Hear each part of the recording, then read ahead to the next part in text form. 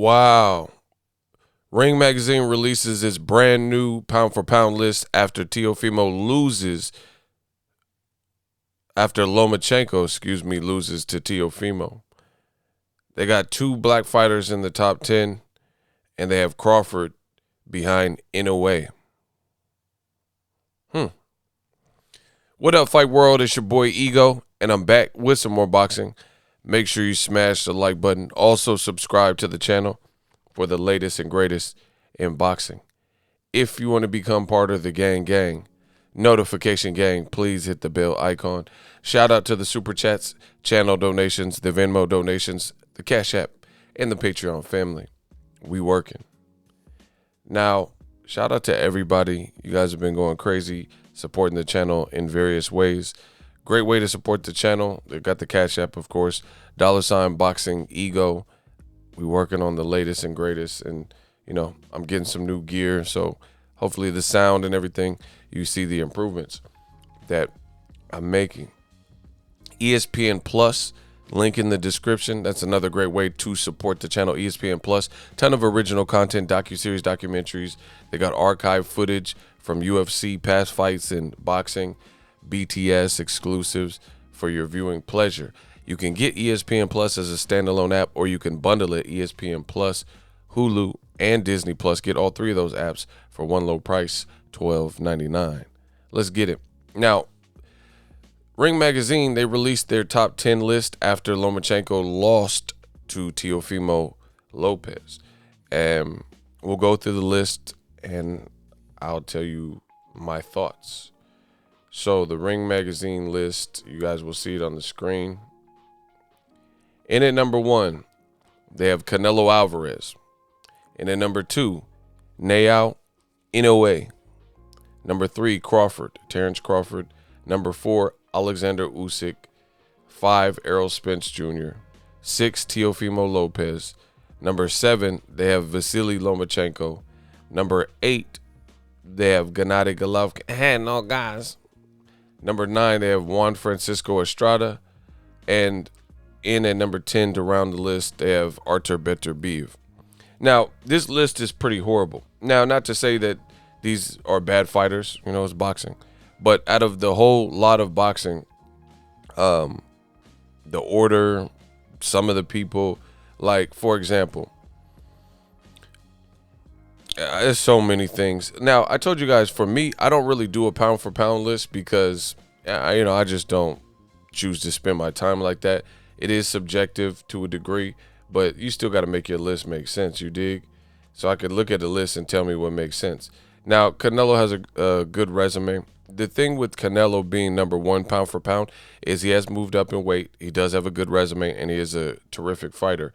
However, Canelo Alvarez, in my opinion, and I think this holds true, is some of his better name wins, he hasn't really showed much separation. Like the Gennady Golovkin first fight was scored a draw. I thought Golovkin won the fight. I was at the fight live, covered it, things like that. So there's controversy there. The second fight, I thought Canelo clearly beat Golovkin, but there are people who believe that it was super close and Golovkin, really won. So there's controversy there. Jacobs, Canelo started off fast and sharp. Second half, he, kind of was just, I don't know. He just kind of fell off. So it's just not major separation.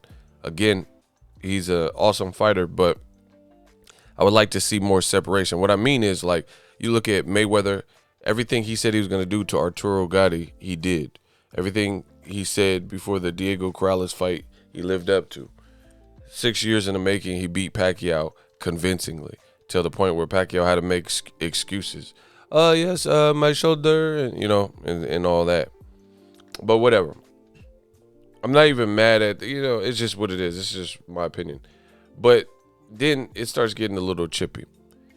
How is Nayao Inoue, who is a fighter I really like, and I told you this was coming, they were going to put Nayao Inoue, start putting him on the pound-for-pound list. Like, see, this is what old media does. They celebrate everything and everyone outside of certain fighters, right? And when the people that they have appointed lose and shift, then they just, as true shapeshifters, they move on to the next person, you know? And we've been seeing this. Like, how is it that I don't do pound for pound lists? However, if I were to do the pound for pound list, the list wouldn't shuffle because the guys that I'm telling you are pound for pound great or the highest up on the list, their performances aren't shifting. You see what I'm saying? Like, I told you Floyd Mayweather's pound for pound. It remained that. He left the game with his perfect record intact, 50-0. I told you Andre Ward was pound for pound. He left the game with a perfect record, and he left on a high note of beating and crushing the crusher, Kovalev, right? I told you Terence Crawford, pound for pound, #1. He's still undefeated. I think he's 36-0, 27 knockouts, multiple weight divisions. So when you boil this stuff down, Inoue Inoue, he's dope. But how is he pound for pound over Crawford? You see what I'm saying? They both have moved up in weight. Crawford has more fights than him. Inoue Inoue, you guys see on the screen, his record is 19-0. He has a good KO percentage. Crawford has 36-0 with 27 knockouts, right? You see Crawford's been on the list for 288 days, and it says that Inoue Inoue's been on the list for 167 days. So the black fighter, Terence Crawford, has more fights. He has great KO percentage, just like Inoue Inoue. He's fought and beat the different styles. Like, let's put this in perspective. Terence Crawford, he just dominated a couple years ago. Dominated Victor Postal. I was at the fight. Jose Ramirez, who is a great fighter, who was coming off of the Maurice Hooker win. I think that was his last. Let me check.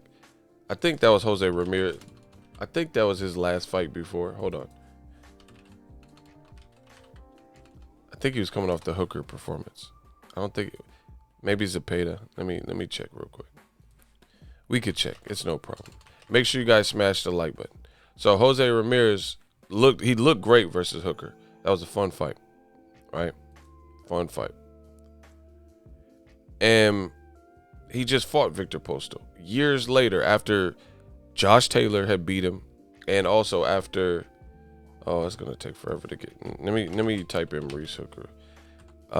Years after Crawford had beat him, and then later Josh Taylor would beat him, and Jose Ramirez just struggled with him. You know, it was competitive to say the least, right?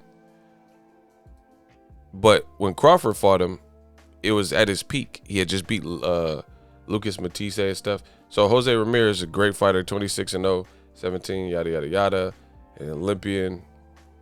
And he just had a tough fight. We'll just say a tough fight with, so he was coming off so Jose Ramirez, an action fighter who's sparred Pacquiao, was coming off of the Hooker performance, like I said.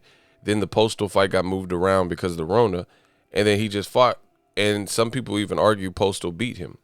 But if I click on Postal, you'll see that was just this year. You know, he just fought in August, late August, August 29th. Postal, this man just fought Jose Ramirez, arguably beat him. It was close, you know. Crawford fought him in 2016, so 4 years ago, like almost 4 years exactly, because it was in July, and he dog walked him, and Postal was down twice in round 5, and he lost a point in round 11 for hitting me on the head. So it was a shutout. And at the time, this was a unification. Jose Ramirez was the champion when he fought Postal. But they both brought belts. Victor Postal brought his belt to the table. Look, and his record was like 20-something-0. Look, he was coming off the Matisse performance, as I said. They both had similar records, 28-0, and then 28. Damn, I didn't realize their records were so close. I thought I was tripping.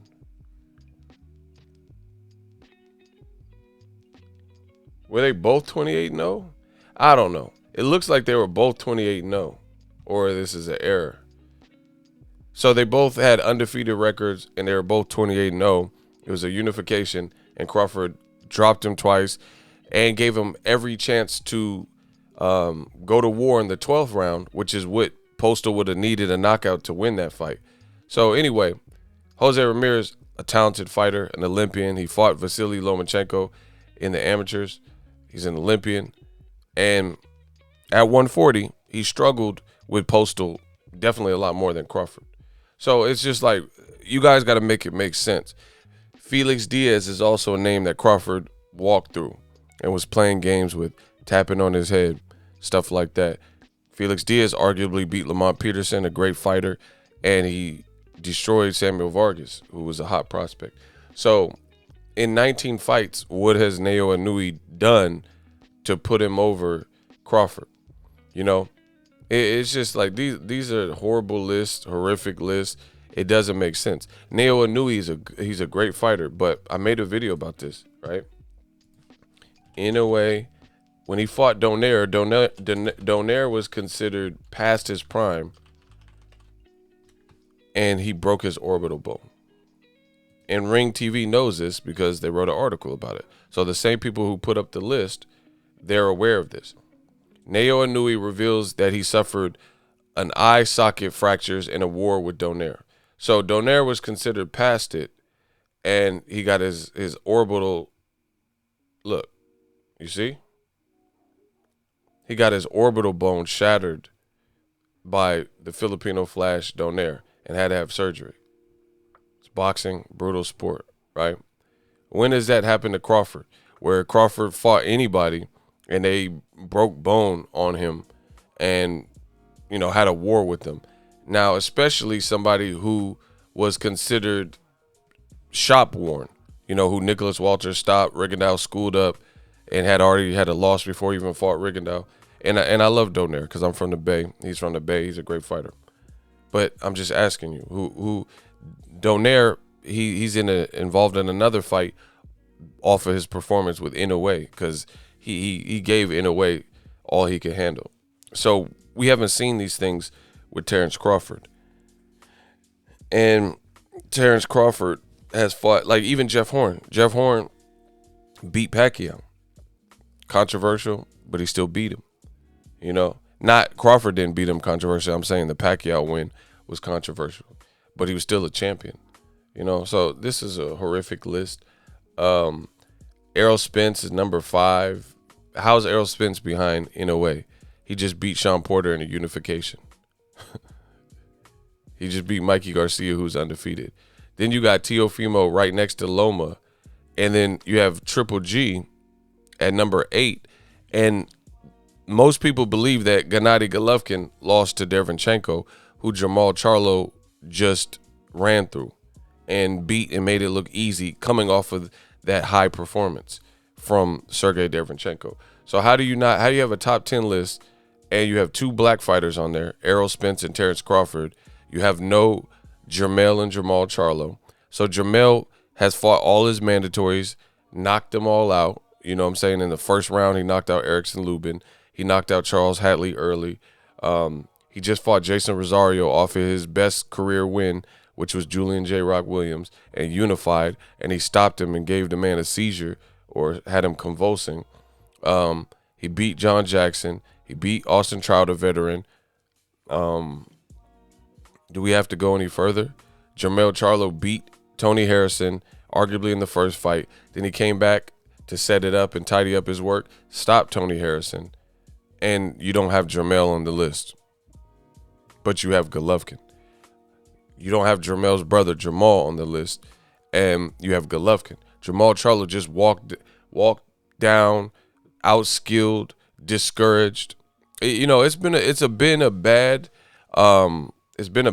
couple months for Ukrainian fighters, right?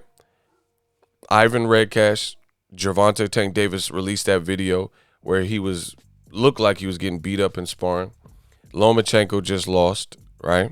He just lost in a humiliating fashion because Teofimo lived up to everything he said he was going to do. You have, so that's 2 Ukrainian fighters. You have Victor Postal, who lost again to Jose Ramirez.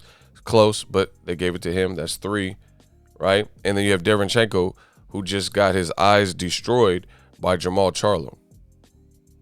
That's 4 Ukrainian fighters that I could think of, high-profile names, in the boxing circuit, in the boxing world, that have had, bad losses or, just things that aren't revered as good, and yet and still, this is the list from RingTV. This is a joke, bro. You have Estrada, he's dope. Estrada on the list, 40-3, cool record, but because he beat Sor Rungvisai, he lost to him, beat him. Artur Beterbiev, I don't even know where he's been. The Vostok performance was great, but how's Golovkin here? Please let me know. Right? How's he here? But no Jermell and Jamal Charlo. You know what I mean? No heavyweights, which some people don't put heavyweight. It's just laughable. And as you guys can see, there's 2 black fighters in the whole top 10. This is what they want to be the face of boxing. So you wonder why people don't buy Ring magazines anymore and new media is taking over and things like that. Look no further, because people see the games, people see the BS, and it is what it is, bro. How do you not have certain people on this list? How is Inoue higher than Terence Crawford? Like, just explain it. It's like a bad judge scorecard rendered in a fight, and you're just wondering, like, what rounds did you give? How did you score to end up with that card? Like, how is this list? So Lomachenko just lost. He has a 14-2 record, and he's in at number 7, but Jermell is nowhere near here. So Lomachenko's not even a champ. Keep that in mind. He's not a champion, people. He has a 14-2. So in less than 17 fights, less than 20 fights, he has 2 losses. Discern convincing losses. And with the 14-2 record, he's placed on Ring Magazine top list. But Jermell Charlo, he just knocked out a man who's bigger than him in vicious fashion. Derek James is trainer of the year as well. And his record is 34-1 with an arguable 1 loss. So he got triple the fights as Lomachenko, and he just unified. He fought guys like, so keep this in mind. He fought Vanes Martirosyan. Danny Jacobs right now, that's my guy. Danny Jacobs is fighting Gabe Rosado. Guess what? He beat Gabe Rosado. Some of y'all don't even know that because you don't know ish about boxing. So he unified Jason Rosario, stopped Tony Harrison, knocked out Jorge Cota, who had only lost to Erickson Lubin. And Cota just has a recent win. He just looked good versus the cornflake Lamana dude, right? Austin Trout, veteran. He knocked out Lubin, knocked out Hatley, knocked out John Jackson, beat Joshim Alcine, who beat David Lemieux. See, you guys got to know boxing. This guy, Joshim Alcine, got knocked out bad by Charlo, and he has a win over David Lemieux. See, I know this off the top of my head. It's cool. Look, see, Jermell Charlo is his last fight. But where's David Lemieux? Let me find it.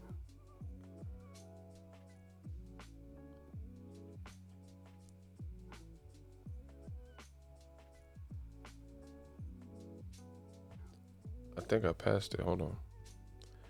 It's here somewhere. Hold on. Oh, here it is. See? David Lemieux. Win. He beat David Lemieux. Charlo beat him. Charlo beat Rosado, who Danny Jacobs is about to fight. He beat Demetrius Hopkins. See? There's Gabe Rosado. He beat Vanes Martirosyan, who Golovkin later fought. Right? But they don't have Charlo on the list. And the same goes for his brother Jamal. You know, what a list. What a list, people. Horrible list. Lomachenko got dog walked. What else? You know, everyone's trying to show sympathy and stuff. I mean, it's boxing. Someone's gonna win, someone's gonna lose. But you could see the snapshot. This is the snapshot that they want. This is what they want boxing to look like, and this is not like just like break this up by origin. Like this is look like Paulie Malignaggi made the list. You know what I mean? You got Usyk from the Ukraine, you got Lomachenko from the Ukraine, and you got Golovkin from Kazakhstan, and you have Beterbiev from Russia. You see? So it's like 1, 2, 3, 4 Eastern European fighter, but in real time, I just told you, there's been a lot of recent Eastern European fighters that have lost, and we're definitely paying attention to it to see if Paulie Malignaggi, his words that got him fired from Showtime, if those words came true. Like he said, Eastern European dominant species, right?